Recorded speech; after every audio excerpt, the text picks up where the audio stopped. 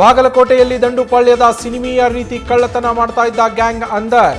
ಹಗಲಲ್ಲಿ ಕಬ್ಬು ಕಟ್ ಮಾಡೋ ಕೂಲಿ ಕಾರ್ಮಿಕರು, ರಾತ್ರಿ ಆದರೆ ಕಳ್ಳರು. ಬಂಧಿತರಿಂದ 6,08,000 ಮೌಲ್ಯದ 76 ಗ್ರಾಂ ಚಿನ್ನಾಭರಣ ವಶಕ್ಕೆ.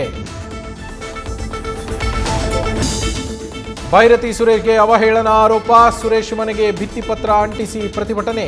ಬಾಯಲ್ಲಿ ವಾಡಿಕೆ ಮಾತುಗಳು ಆಡಿದ್ದೇನೆ, ಯಾವುದೇ ಉದ್ದೇಶದಿಂದ ಹೇಳಿಲ್ಲ, ನಾನು ಅಗೌರವ ಕೂಡಿದ ಮಾತು ಆಡಿಲ್ಲ ಅಂತ ಶಾಸಕ ಸುರೇಶ್ ಕುಮಾರ್ ಸ್ಪಷ್ಟನೆ.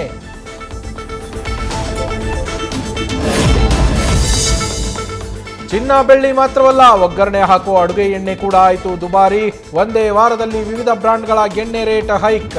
10 ಲೀಟರ್ ಸೂರ್ಯಕಾಂತಿ 1,600ರಿಂದ 1,620 ರೂಪಾಯಿಗೆ ಏರಿಕೆ.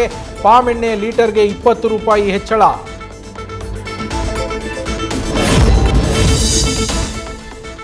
ನಾಳೆ ಗಣರಾಜ್ಯೋತ್ಸವ ಆಚರಣೆಗೆ ಮಾಣಿಕ್ ಷಾ ಪರೇಡ್ ಮೈದಾನ ಸಜ್ಜು. ಮೈದಾನದ ಸುತ್ತಮುತ್ತ ಬೆಳಗ್ಗೆ 8:30ರಿಂದ 10:30ರವರೆಗೆ ಸಂಚಾರ ಮಾರ್ಪಾಡು. ಕಬ್ಬನ್ ರಸ್ತೆಯ BRB ಜಂಕ್ಷನ್, ಕಾಮರಾಜ ರಸ್ತೆವರೆಗೆ 2 ದಿಕ್ಕುಗಳಲ್ಲಿನ ಸಂಚಾರ ನಿರ್ಬಂಧ.